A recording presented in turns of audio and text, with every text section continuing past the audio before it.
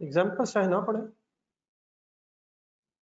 Main words definitions example पढ़े तो ठीक है, लेकिन इस वक्त जरा कहाँ तक पहुंचे हम? 72। तो अब तो फिर सारा पढ़ना शुरू हो गया ना। तो चले, अच्छा लग रहा है सारा पढ़ना। जितना पढ़ा है उसकी बेस पे जरा कुछ एमसीक्यूज कर रहा है। बाकी फिर मेरा ख्याल है मैं भी बता देता हूँ, फिर थोड़ी सी रीडिंग कंप्लीट करके आएगा, फिर बाकी कल कर लेंगे एमसीक्यू। तो जितने 5-7 मिनट जरा पेज नंबर जरा ढूंढने हैं।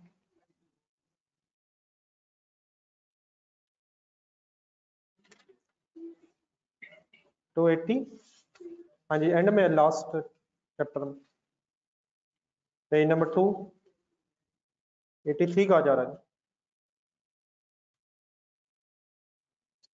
चैप्टर 13 शायद, पेज नंबर 283। पहले बिल्कुल सिंपल से पढ़े, पता है पहले का answer, which of the following is generally considered as, ठीक है जी। बी राम number 2, expenditures greater than income, loss यार, लॉस की जगह वर्ड डेफिसिट। नंबर 3 बगैर सोचे नहीं बताना, रिलैक्स होकर पढ़ के बताना।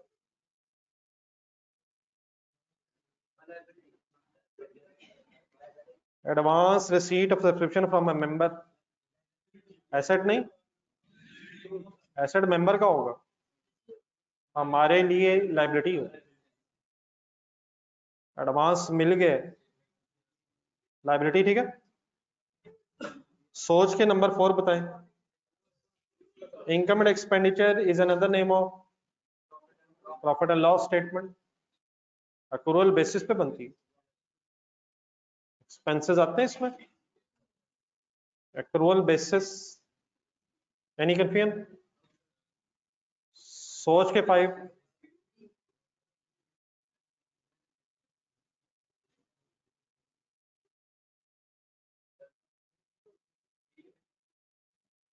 गलत नहीं करना प्लीज, ये सही होना चाहिए। लाइफ मेंबरशिप के अगर पैसे मिले हैं तो cash debit, deferred life membership fees credit, defer होगी, फिर जितनी रिमेनिंग लाइफ दी होगी उसके मुताबिक इनकम बनाएंगे, ठीक है डी। ट्राई करें 6।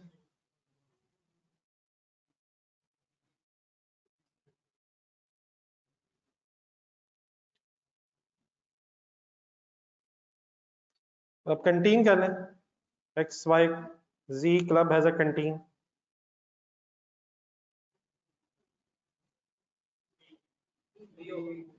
नहीं डी नहीं है यार, रिलैक्स होके, पता है ये बात, जाने नहीं यार।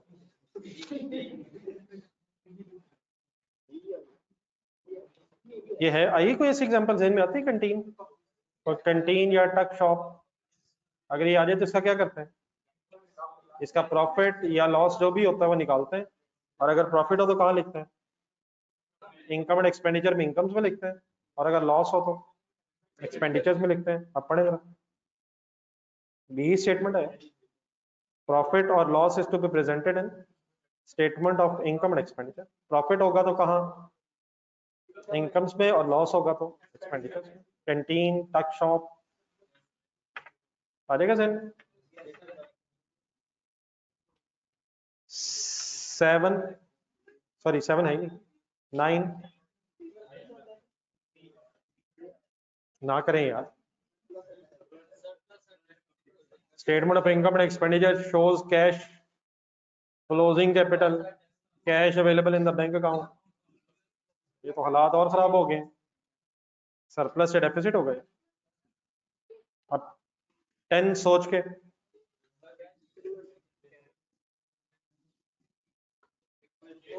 receipt and payment account is prepared accrual basis।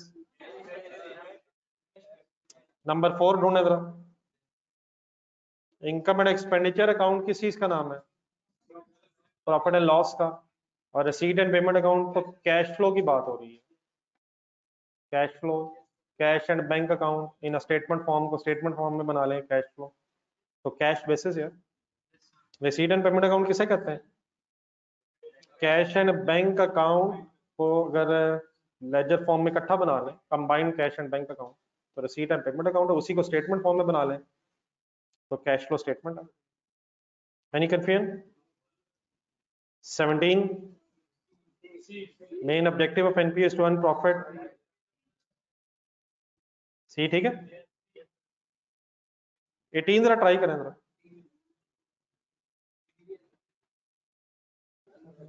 D नहीं यार, रसीद एंड पेमेंट अकाउंट इंक्लूड, असल पहले ये पता होना चाहिए ना रेवेन्यू आइटम और कैपिटल आइटम क्या चीज है।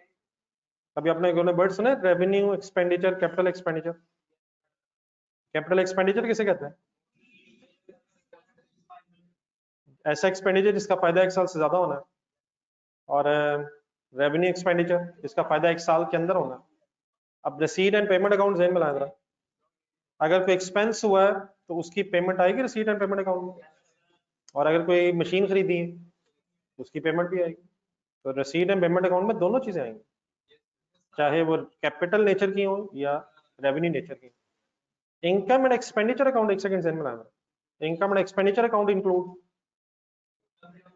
नहीं, वो तो ठीक है, revenue items capital items both items या नॉन आइटम्स, वहां रेवेन्यू इनकम एंड एक्सपेंडिचर में वो चीजें आएंगी जिनका फायदा 1 साल तक है, एसेट्स नहीं आएंगे उसमें, एक्सपेंसेस और इनकम्स आएंगे। लेकिन अगर किसी अमाउंट तो असल में रेवेन्यू आइटम मींस जो प्रॉफिट लॉस में आती है, लिखना जरा, अमाउंट्स जो प्रॉफिट लॉस में आती है वो रेवेन्यू आइटम्स है।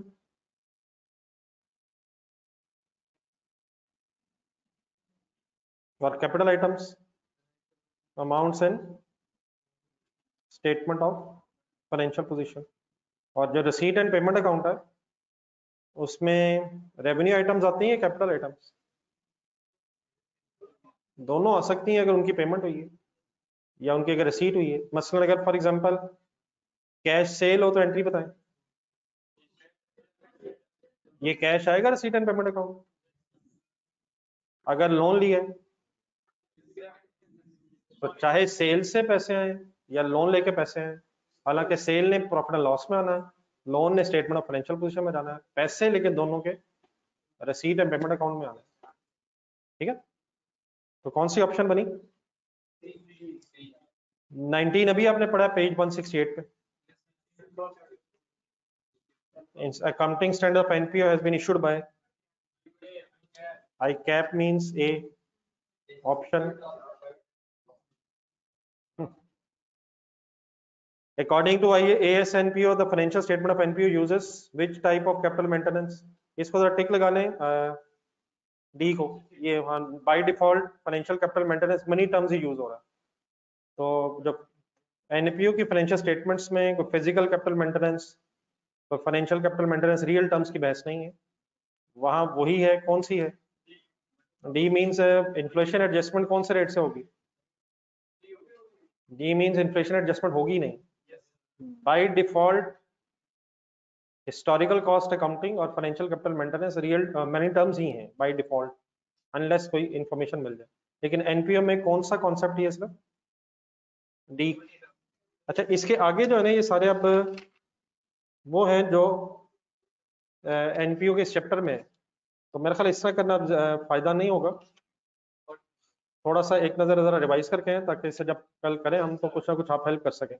और खासतौर पे पेज नंबर 178 पे आए जरा, ये एक टेबल पड़ा था 178 और 179, इसको एग्जाम्पल के साथ लिंक किया था हमने जो नेक्स्ट पेज पे थी। तो आज के जरा 2-3 होमवर्क्स लिख लें। सबसे पहले तो ये रीडिंग कंप्लीट करें इस चैप्टर की, और जहां जरूरत पड़े अपने क्वेश्चंस के साथ हेल्प लीजिएगा। ये एनपी रिवाइज किया दोबारा पिछले दिनों में, दिल नहीं मान रहा, खुदा ना खासा पेपर में आ गया तो फिर दिल वहां भी नहीं मानना, तो इस तरह ना काइंडली करें। तो एक तो इस चैप्टर की रीडिंग कंप्लीट करें, जहां महसूस हो के क्वेश्चन देखना चाहिए वो भी देखें। सेकेंडली एक काम जरा करें, पेज 230 पे है, पेज 230, इसमें क्वेश्चन नंबर 5 है, ये कैपिटल मेंटेनेंस वाला। तो जरा ये होमवर्क रखना है, ये फिर कल डिस्कस कर लेते हैं। पे टू 30। क्वेश्चन नंबर 5 एक छोटा सा है, ठीक है। एक काम और करें जरा एनपीयू के एंगल से।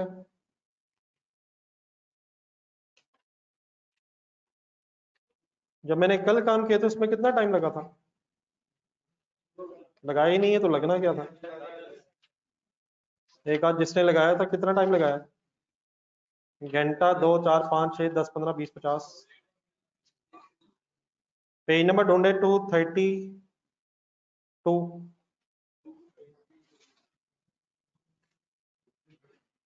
ये एक जमाने में अपने एस्टेक किया था, इसमें इसको दोबारा रिवाइज करना है। इसमें सब्सक्रिप्शन अकाउंट फिर मुझे कल बनवाना है, बाकी भी देख लीजिएगा अगर कोई इशू होगा तो।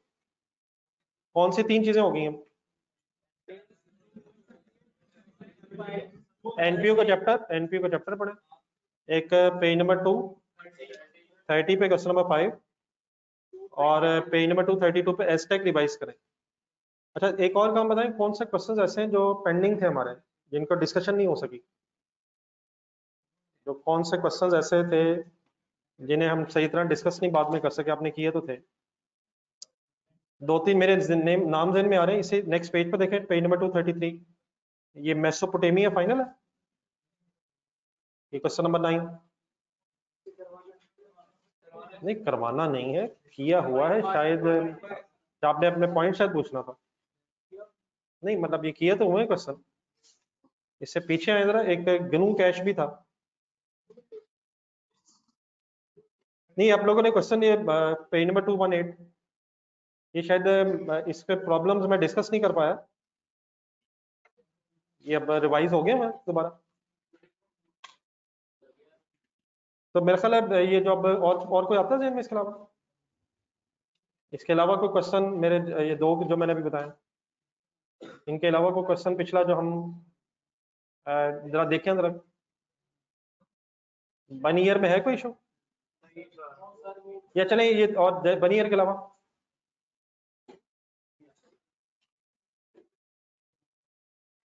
इस तरह करें, इनमें से मेसोपोटामिया फाइनल कर लें। ये जो 3 क्वेश्चन है एक एक दिन रख लेते हैं दोनों सबके लिए, जो रिमेनिंग डेज में एक एक करके। और कल अगर एक और फेवर कर लें, इसके अलावा अगर कोई क्वेश्चन और पेंडिंग है तो जो डिस्कस नहीं हो सका था उस जमाने में, वो भी फिर बता दीजिएगा। तो ये रिमेनिंग जो 2-3 दिन है जिनमें हम बाकी चीज़ें कंप्लीट करेंगे, तो इनमें अगर ये क्वेश्चंस जो आपने किए थे उसमें मैं शायद डिस्कस नहीं कर पाया, एक दफ़ा दोबारा फाइनल कर लें। तो साथ मेसोपोटामिया रखना फिर आज पेज नंबर 233 पे। वो एक लियाकत कहाँ तक पहुंचा? लियाकत हो गया वो फाइनल? ना बताते हैं ना कुछ करते हैं। लियाकत जो कैश फ्लो का क्वेश्चन था, ये एरर था, कुछ कंप्लीट कर लिया अपनी तरफ से? चले मेरी तरफ से फिर अब 4 चीजें, NPU grading, question number 5, question number 8, और क्वेश्चन नंबर 8 के साथ ही 9, ठीक है। बाकी फिर 2 और मेरे आपने बताया बनी ईयर है और गलू कैश है। इसके अलावा कोई अगर और पेंडिंग है तो बता दीजिएगा, फिर इनको एक एक करके नेक्स्ट डेज में साथ साथ रख लेते हैं, ठीक है। लियाकत दोबारा देख लें, लियाकत फाइनल होना चाहिए मेरा ख्याल है। लियाकत साहब, ठीक है ऑनलाइन स्टूडेंट्स, अल्लाह हाफिज।